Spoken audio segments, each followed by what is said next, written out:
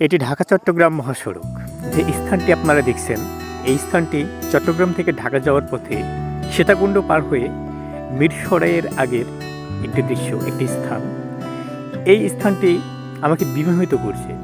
আপনারা লক্ষ্য করছেন রাস্তাটির মাঝখানে, অর্থাৎ রাস্তাটির এই পাশ আর ওই পাশের লেনের মাঝখানে একটা সবুজের সুন্দর যেন বিছানা কেউ পেতে দিয়েছে। আপনাকে এই সৌন্দর্য এত বিমোহিত করবে যে আপনি আপনার জীবনে যে নিঃসঙ্গতা যদি থাকে, একাকিত্ব থাকে, আপনার যদি অন্যমনস্ক থাকে, বা আপনাকে চিন্তায় যদি দুশ্চিন্তাগ্রস্ত করে থাকে, আপনি এই সবুজের শহরে এসে কিন্তু এক নিমিষেই সেটা ভুলে যাবেন। আল্লাহ তাআলার কি অপরূপ সৃষ্টি, কত সৌন্দর্য! আর আজকের যে বৃষ্টি, এই বৃষ্টি এই গাছপালাগুলোকে যেন এক অনন্য সৌন্দর্যতে, অনন্য উচ্চতায় নিয়ে গেছে।